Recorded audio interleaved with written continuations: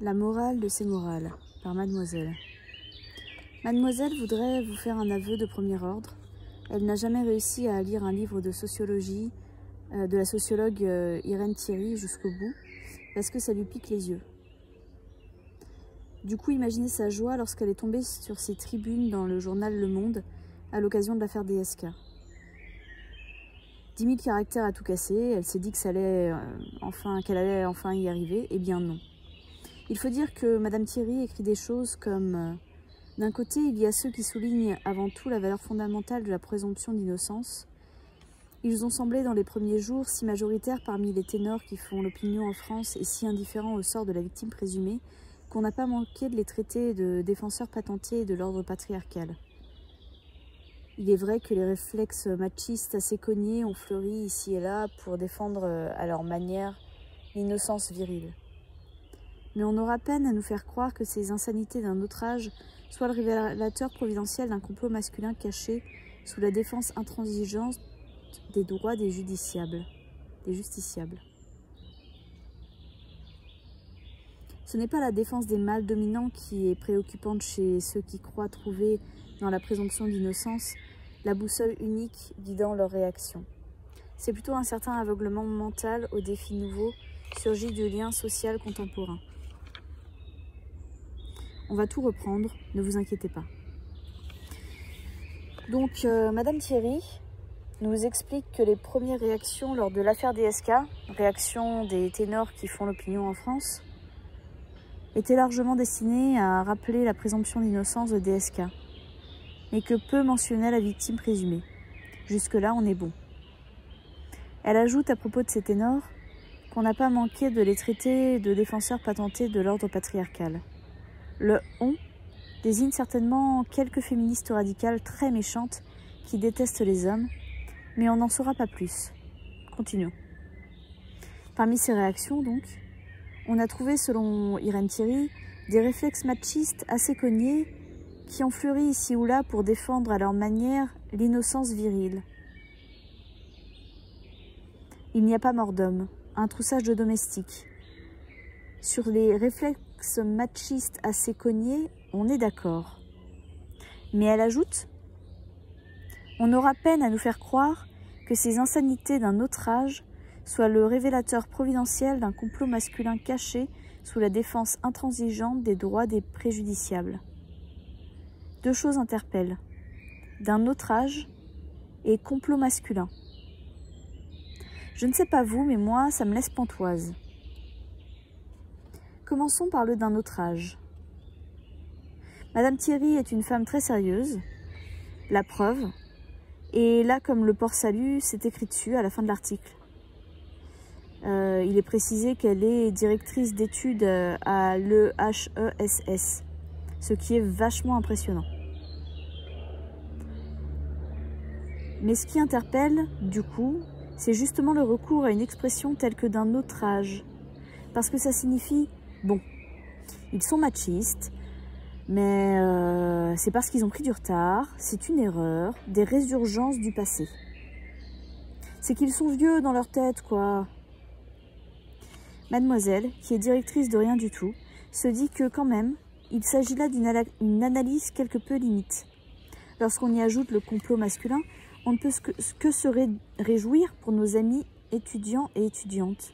Désormais, il leur sera possible de répondre sur leur copie. A.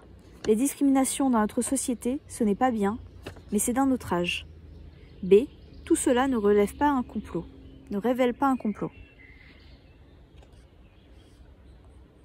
Conclusion. Ça dépend, c'est plus compliqué. Note 16/20. Appréciation du ou de la professeure. Admirable, vous faites preuve de beaucoup de prudence sur un sujet fort épineux. Veillez tout de même à ne pas trop affûter vos arguments, on risquerait de s'y couper. Mais poursuivons parce que ce n'est pas fini. Selon Irène Thierry, je vais appeler Thierry tout du long, mais c'est Irène Thierry, ce n'est pas la défense des mâles dominants qui est préoccupante chez ceux qui croient trouver dans la présomption d'innocence la boussole unique guidant leur réaction.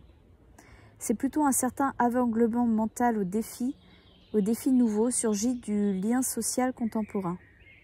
Alors, on va faire un peu de rangement pour les gens bas de plafond comme nous. Vieille analyse féministe radicale dépassée qui sent la haine des hommes, l'archaïsme et la naphtaline, trouver la défense des mâles dominants préoccupante.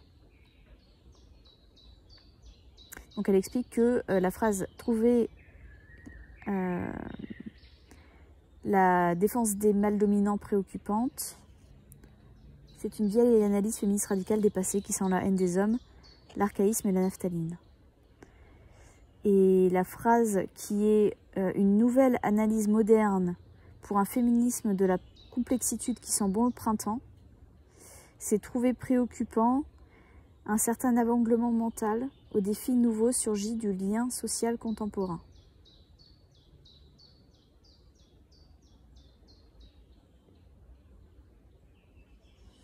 Un certain aveuglement mental aux défis nouveaux surgis du lien social contemporain, c'est beau, non?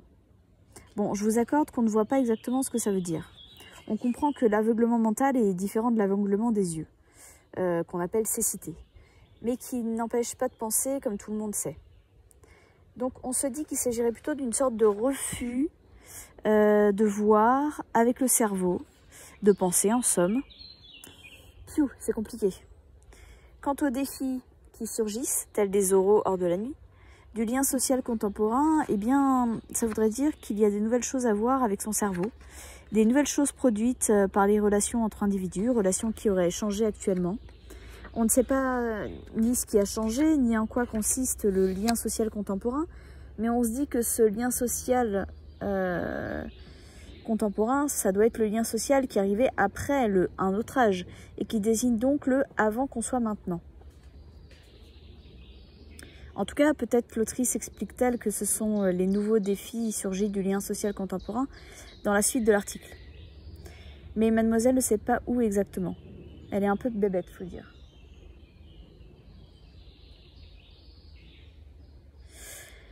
Est-ce là une civilité sexuelle renouvelée, capable d'irriguer la vie ordinaire de nos sociétés et d'inscrire la sexualité au sein du monde humain, certes pluraliste, mais qui demeurerait un monde commun ? Où la valeur centrale que nous accordons non plus au mariage, mais au consentement dans les grands partages entre le permis et l'interdit sexuel ?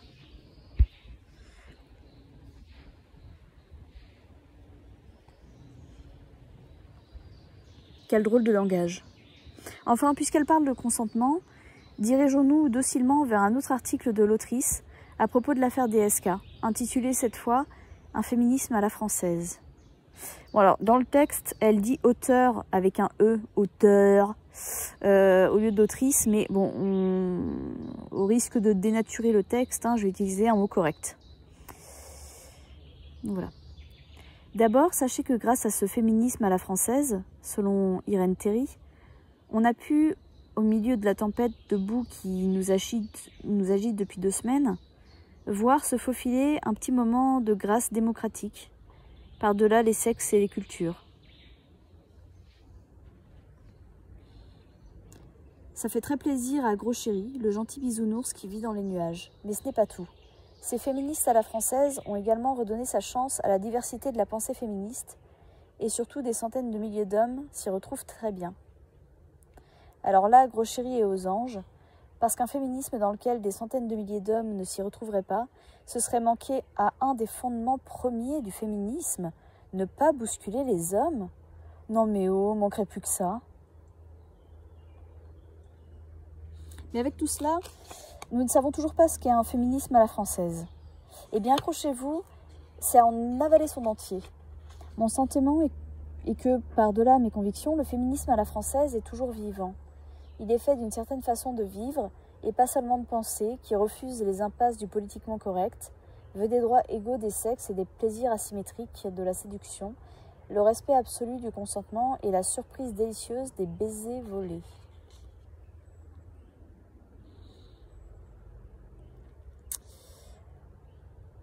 Ok. Alors là, franchement, si le féminisme à la française existe, ce que je ne crois pas, j'en ai terriblement honte. Je ne comprends même pas qu'on puisse écrire de pareilles foutaises. Le genre verbeux est hélas courant. Quand l'autrice disserte sur le lien social contemporain, d'où surgissent de nouveaux défis, nous ne prenons pas de grands risques, puisque cela ne veut rien dire. Mais là, pour une fois qu'on voit clairement ce qu'elle veut dire, on regrette presque ces phrases alambiquées et obscures. Le féminisme à la française, ce serait donc le fait de réclamer l'égalité des droits et d'aimer une petite domination sympathique quand on sort de l'université et qu'on va boire un verre. Ce serait aimer cette façon tout à fait charmante qu'aurait l'homme de nous reluquer les fesses, nos fesses intellectuelles, qui ne fait pas que penser, mais qui vit, voire qui s'encanaille un peu. Tout à fait délicieux, ma chère. Quant au plaisir asymétrique de la séduction, mais qu'est-ce que ça veut dire? Que la domination, c'est excitant? Je rencontre souvent des femmes qui trouvent que finalement, un mec doit être un vrai mec pour leur plaire, qui disent aimer les hommes un peu machos. C'est affligeant pour les hommes et pour les femmes. Mais lorsque ces femmes disent cela, elles n'ont pas de tribune ouverte dans le journal Le Monde. Et elles ne le font pas du haut de leur posture de directrice de recherche à l'EHESS. Leur travail à elles ne consiste pas à penser le monde social. Elles ne sont pas payées pour cela. Et surtout, je rajouterais, c'est pas dans le texte, mais qu'elles sont, elles sont colonisées en fait. Ce sont des femmes, que ce soit Irène Thierry ou les femmes anonymes dont elle parle, qui ont ce genre de commentaires. Ce sont des femmes qui subissent la sociabilisation qu'on leur a imposée et le conditionnement, cette colonisation patriarcale qui a pour but de leur faire apprécier leur propre oppression. Ce qui est le cas aussi de Madame Terry, mais effectivement, le problème c'est qu'elle elle tient ses propos,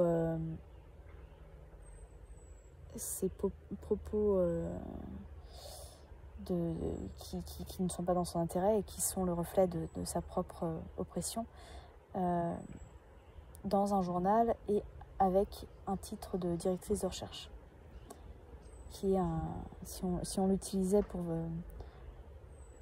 valoriser ses propos, ce serait un argument d'autorité. Alors, revenons au texte. Elle a toute une carrière d'universitaire pour le faire. Elle a toute une carrière d'universitaire pour penser cette séduction à la française, qu'on nous a enfoncée dans le crâne depuis notre tendre enfance. Vous vous souvenez certainement de cette chanson qu'on a fait chanter aux enfants dès leur plus tendre enfance. Ah oui, c'est ignoble. Jeanneton prend sa faucille, la rirette, la rirette. Jeanneton prend sa faucille et s'en va couper des joncs. Et s'en va couper des joncs. En chemin, elle rencontre la rirette, la rirette. En chemin, elle rencontre 4 jeunes et beaux garçons. Et donc du coup, le premier, un peu timide, lui caresse le menton. Le deuxième, un peu moins sage, lui souleva ses jupons. Donc comme quoi, il faut avoir apparemment du courage pour agresser les femmes. En réalité, c'est l'inverse. Le troisième, encore moins sage, la coucha sur le gazon. Et ce que fit le quatrième n'est pas dit dans la chanson. Donc en fait, ça c'est un viol commis en réunion. Hein.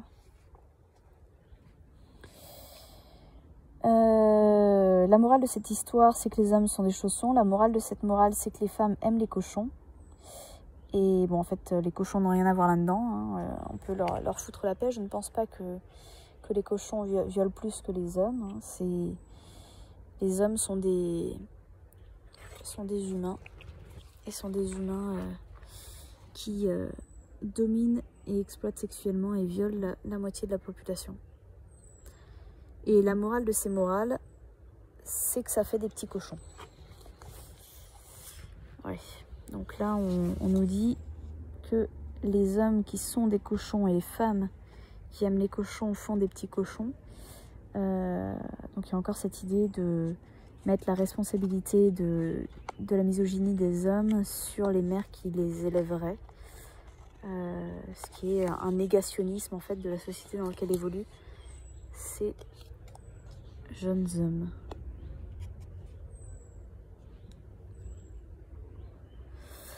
La chanson ne dit pas si Jeanneton est consentante, ce qui a d'ailleurs l'air d'être le dernier souci de tout le monde. Elle partait bosser au départ, Jeanneton. Elle avait peut-être autre chose à faire que de servir de cobaye à 4 garçons décidés à se faire la main sur elle. Mais la conclusion est là.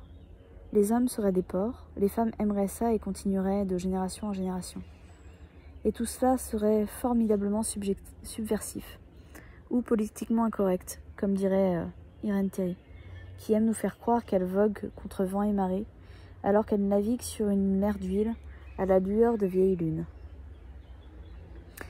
Et bah, figurez-vous que moi, je n'aime pas être prise pour de la merde, et cela quel que soit le lieu où je me trouve, y compris dans mon couple, y compris dans les interactions avec d'autres hommes. Je n'aime pas être prise pour de la merde, même si on m'enrubane ma domination dans un joli papier doré avec séduction écrit dessus. Je n'ai aucun plaisir à ce qu'on m'arrache un baiser, ni quoi que ce soit d'ailleurs, et me sentir dominée ne me fait pas vibrer. Mais qu'Irène Théry ne désespère pas. On peut apprendre à apprécier le désir d'un homme ou d'une femme qui ne vous veulent pas de baiser, mais qui vous donnent envie de l'embrasser. Parce qu'un baiser volé, c'est aussi une agression sexuelle, bien évidemment. On peut apprendre à aimer voir dans le regard d'un homme une profonde complicité intellectuelle, physique. On peut aimer et désirer un homme qui ne s'essuiera pas les pieds sur vous. Bon, ça, je laisse ces paroles à l'autrice. Hein. Je ne suis pas du tout en accord avec que les femmes auraient le moindre avantage à aimer ou à désirer un homme. Même de temps en temps, même juste un peu, mais en vous faisant un sourire. C'est même terriblement agréable et excitant. Là encore, j'ai un doute. Ça n'empêche ni la passion, ni le désir sexuel. Bien au contraire, à partir du moment où on est convaincu qu'on peut aimer et être aimé sans baisser la tête, sans devoir jouer le jeu de la soumission, sans devoir ménager les susceptibilités du mal dominant. Parce que la symétrie, la domination, les baisers volés, ce n'est pas glamour. La domination, c'est le lavage des chiottes de ces messieurs, c'est la course au supermarché. Les salaires de merde, c'est se retrouver cantonné au torchage des mômes et être écarté des lieux de décision, devoir fermer sa gueule, se faire définir, baiser, mépriser. Qu'elle trouve ça sexy, grand bien lui fasse. Qu'elle aime se faire flatter la croupe au sortir d'un déjeuner, grand bien lui fasse. Là, ça manque quand même d'analyse féministe radicale, ce qu'elle dit sur cette femme. Qu'elle estime qu'un féminisme qui refuse les impacts du politiquement correct soit un féminisme qui glousse. Ah, ce qu'on aime les hommes et leurs grandes épaules, leur façon de nous protéger, de nous séduire et en nous maltraitant un peu. Tant mieux pour elle, et tant mieux pour le féminisme. La morale de ces morales, comme dit la chanson, c'est que beaucoup d'hommes d'un autre âge vont adorer ce genre de discours.